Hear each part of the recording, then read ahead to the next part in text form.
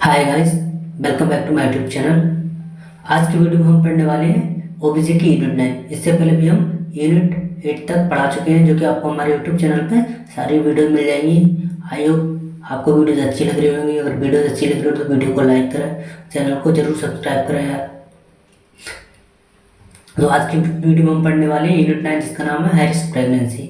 तो high risk pregnancy में हम पढ़ने वाले हैं कि हाई रिस्क प्रेगनेंसी क्या होती है, क्या क्या कॉम्प्लिकेशंस होती हैं और इनके कौन कौन से इन्वेस्टिगेशंस करा सकते हैं। ये सारी की सारी यूनिट हम आज की वीडियो में कवर करने वाले हैं। तो सबसे पहले हम स्टार्ट करेंगे डेफिनेशन से। तो चलिए वीडियो को शुरू करते हैं। तो it is pregnancy complicated by a disease या disorder that may danger the life और effect the health of maternal foetus और न्यूबॉर्न। तो ये क्या एक कॉम्प्लिकेटेड प्रेगनेंसी होती है जिस किसी बीमारी या डिसऑर्डर की वजह से, जिसकी वजह से क्या होता है कि जो मैटरनल फीटस होता है उसकी लाइफ को खतरा होता है, या फिर जो मैटरनल वुमेन होती है उसकी लाइफ को खतरा होता है, या फिर न्यूबॉर्न की लाइफ को खतरा होता है। तो इस कंडीशन में अगर कोई होती है तो इसे हम हाई रिस्क प्रेगनेंसी बोलते हैं। तो इसके बाद हम पढ़ने वाले हैं कि हाई रिस्क प्रेगनेंसी क्या होती है। तो इसमें सबसे पहला टॉपिक है what is high risk pregnancy. तो सबसे पहले हम पढ़ेंगे बैड ऑब्स्टेट्रिक्स हिस्ट्री।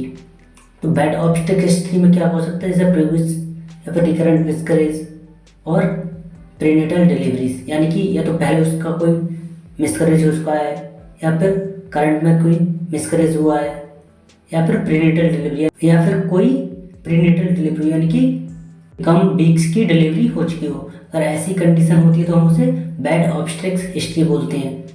तो ये भी एक हाई रिस्क प्रेगनेंसी का हिस्सा होती है। देन सेकेंड है प्रेग्नेंट वुमन जैसे कोई हार्ट डिसीज है, तो वो भी हाई रिस्क प्रेगनेंसी होती है। देन थर्ड पॉइंट है सीवियर एनीमिया, यानी कि अगर कोई वुमन प्रेग्नेंट है और उसको सीवियर एनीमिया यानी कि ब्लड की कमी है उसके शरीर में, तो ऐसी कंडीशन में अगर कोई वुमन प्रेग्नेंट होती है तो उसकी प्रेगनेंसी को हाई रिस्क प्रेगनेंसी कहते हैं। देन फोर्थ पॉइंट है हमारा हाइपरटेंशन और प्री एक्लेम्पसिया, यानी अगर प्रेग्नेंट लेडीज है या वुमेन है उसको हाइपरटेंशन की प्रॉब्लम है तो उसको हम हाई रिस्क प्रेगनेंसी बोलते हैं। देन पांचवा पॉइंट हमारा है इसमें डायबिटिक।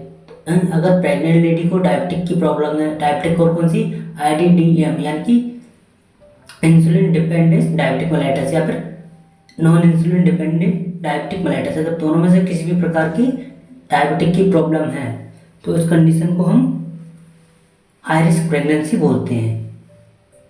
देन नेक्स्ट पॉइंट है हमारा ट्विंस या ट्रिपलेट्स। अगर कोई लेडीज प्रेग्नेंट है और उसको ट्विंस है या फिर ट्रिपल्स है तो उस कंडीशन को हम हाई रिस्क प्रेगनेंसी बोलते हैं, यानी कि डिलीवरी के टाइम पे उसकी जान को खतरा हो सकता है या फिर बेबीज की जान को खतरा हो सकता है, वो हाई रिस्क प्रेगनेंसी होती है। देन नेक्स्ट पॉइंट है ब्लीडिंग डिसऑर्डर, यानी कि प्रेग्नेंट लेडी को ब्लीडिंग की प्रॉब्लम हो रही है या फिर उसके बॉडी से कहीं से ब्लड निकल रहा है या फिर कोई ब्लीड का डिसऑर्डर है, तो उस कंडीशन में भी उस लेडीज़ की प्रेगनेंसी हाई रिस्क प्रेगनेंसी होगी। देन नेक्स्ट पॉइंट है थैलेसीमिया, यानी कि उसे ब्लड का कोई डिसऑर्डर है। देन नेक्स्ट पॉइंट हमारा एडल्टली प्रेमी ग्रेविडा, यानी कि अधिक उम्र के बाद उसकी पहली डिलीवरी हो रही है, यानी कि 30 उम्र के बाद या फिर और ज़्यादा उम्र के बाद, तो ऐसी कंडीशन में उसकी प्रेगनेंसी को हाई रिस्क प्रेगनेंसी बोलते हैं। देन 10 पॉइंट हमारा हिस्ट्री ऑफ अबॉर्शन, यानी कि प्रेग्नेंट लेडी है उसके पहले से अबॉर्शन हो चुके हैं तो उसके बाद अगर वो प्रेग्नेंट है या फिर बच्चे को जन्म देने वाली है तो उसकी प्रेगनेंसी को हम हाई रिस्क प्रेगनेंसी बोलते हैं।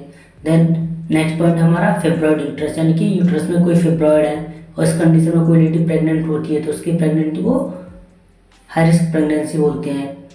नेक्स्ट पॉइंट इसमें हमारा प्री टर्म लेबर, यानी कि पहले से कोई प्री टर्म लेबर हो चुका है या फिर प्री टर्म लेबर होने की स्थिति है, तो इस कंडीशन में अगर कोई भी लेडीज की प्रेगनेंसी है तो उसको हाई रिस्क प्रेगनेंसी बोलते हैं। देन 13 पॉइंट है हमारा हिस्ट्री ऑफ न्यूरोलॉजिकल डिसीज, यानी कि अगर कोई लेडीज प्रेग्नेंट है और उसको कोई न्यूरोलॉजिकल डिसऑर्डर है जैसे कि ब्रेन हेमरेज है या फिर ब्रेन ट्यूमर है तो उसकी प्रेगनेंसी को हाई रिस्क प्रेगनेंसी बोलते हैं। देन लास्ट पॉइंट हमारा मैलिग्नेंसी, यानी कि मैलिग्नेंसी का मतलब होता है कैंसर। तो इसमें अगर लेडीज़ को सर्वाइकल कैंसर है, ओवेरियन कैंसर है या फिर ब्रेस्ट कैंसर है और वो लेडी प्रेग्नेंट है तो उसकी प्रेगनेंसी को हाई रिस्क प्रेगनेंसी बोलते हैं। देन इसके बाद हम बात करेंगे कि प्रेगनेंसी में कौन कौन सी कॉम्प्लिकेटेड होती है या फिर कौन कौन सी हाई रिस्क प्रेगनेंसी हो सकती है। तो सबसे पहले हम पढ़ेंगे जॉन्डिस इन प्रेगनेंसी, यानी कि प्रेगनेंसी के समय जॉन्डिस या पीलिया क्या होता है।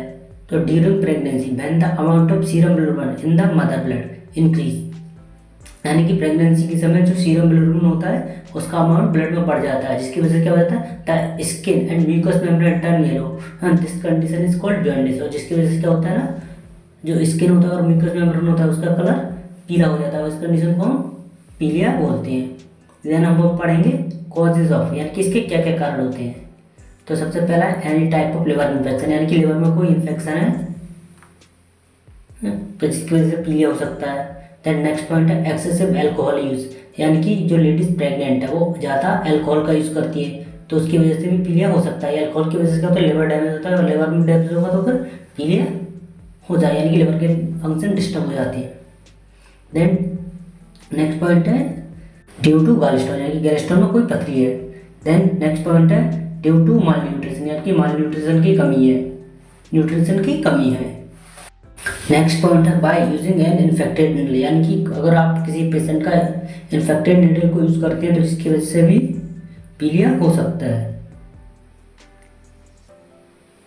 देन नेक्स्ट कॉजेज है हमारा by taking medicine for TB disease, यानी कि कोई पेशेंट है या फिर वुमेन है जो कि टीबी की दवाइयाँ खा रही है जिसकी वजह से भी पीलिया हो सकता है।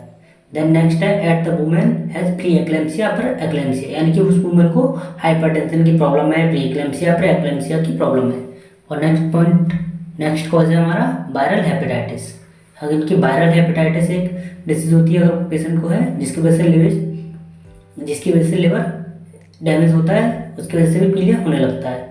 देन ये सारे तो गए हमारे कॉजेज जॉन्डिस के। देन इसके बाद हम पढ़ेंगे डायग्नोस्टिक एवोल्यूशन, यानी कि कौन कौन सी हम इन्वेस्टिगेशन करा सकते हैं जिससे कि जॉन्डिस का पता लगा जा सके। तो सबसे पहला हमारा होता है फिजिकल एग्जामिनेशन, यानी कि फिजिकल एग्जामिनेशन में हम चेक करते हैं पेशेंट के स्किन का कलर, नेल्स का कलर, कहीं येलोइश तो नहीं आ रही या फिर आँखों में येलोइशपन तो नहीं है, यानी कि पीला पीला आँखों में तो नहीं है। दैन सेकेंड हमारा ब्लड इन्वेस्टिगेशन, तो ब्लड इन्वेस्टिगेशन में हम करते हैं LFT। तो LFT में क्या होता है कि सीरम बिलिरुबिन का लेवल 2.0 से यानी कि 2 से ऊपर होता है तो उसको पीलिया होता है। तो इसमें हम डायरेक्ट और इनडायरेक्ट बिलिरुबिन दोनों देखते हैं। दैन थर्ड है USG, यानी कि अल्ट्रासोनोग्राफी, जिससे कि हमें लिवर डैमेज का पता चल जाता है। दैन लास्ट इन्वेस्टिगेशन हम करा सकते हैं लिवर बायोप्सी, यानी कि लिवर का एक स्मॉल टिश्यू को हम बायोप्सी के लिए भेज सकते हैं। तो ये सारे इन्वेस्टिगेशन हम करा सकते हैं। दैन इसके बाद हम पढ़ेंगे कि मैनेजमेंट, तो इसका मैनेजमेंट क्या होता है और हम कैसे इससे बच सकते हैं पीलिया से।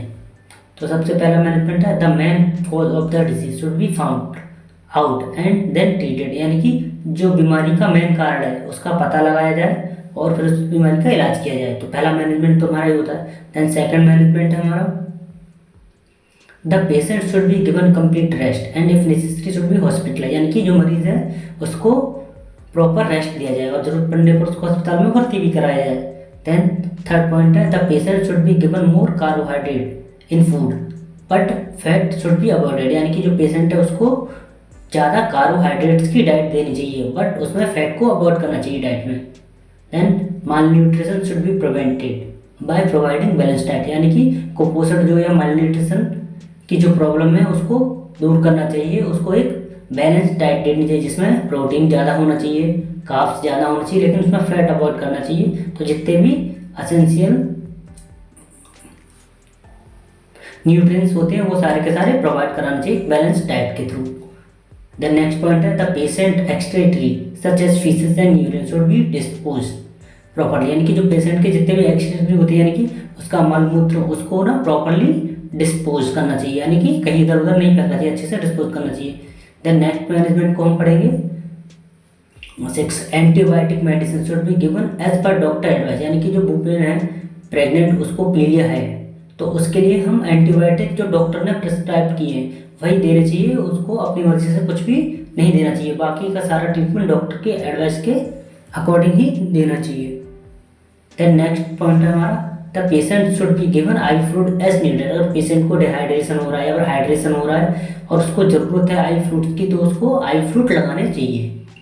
नेक्स्ट पॉइंट हम पढ़ेंगे मैनेजमेंट में blood test should be done at regular interval to check the patient bilirubin level, यानी कि उसके ब्लड टेस्ट को पेशेंट के को रेगुलर करना चाहिए जिससे कि सीरम बिलिरुबिन का लेवल का पता लगा जाए कि बढ़ रहा है कम हो रहा है, जिसमें कि हम LFT करा सकते हैं।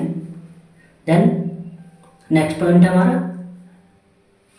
Blood transfusion should be done if necessary, अगर ज़रूरत पड़ रही है ना तो पेशेंट का ब्लड ट्रांसफ्यूजन भी कराना चाहिए, जिससे क्या होता है कि ब्लड में जो सीरम ग्लोबुलिन का लेवल इंक्रीज हो जाता है वो कम हो जाए। देन आज की वीडियो में हम इतना ही पढ़ेंगे। नेक्स्ट बाकी की सारी कॉम्प्लिकेशंस होती है, हाई रिस्क प्रेगनेंसी होती है, वो सारी वीडियो हम पार्ट 2 में कवर करेंगे। तो गाइस आज की वीडियो छोटी जरूर है, अगर आपको अच्छी लगे तो वीडियो को लाइक करना, चैनल को सब्सक्राइब करना ना भूलें, क्योंकि आप सपोर्ट करोगे तो ही हमें वीडियो बनाने में अच्छा लगता है। तो चैनल को सब्सक्राइब जरूर करें। तो गाइस आज की वीडियो के लिए इतना ही, थैंक यू, मिलते हैं अगले वीडियो में, तब तक के लिए बाय बाय।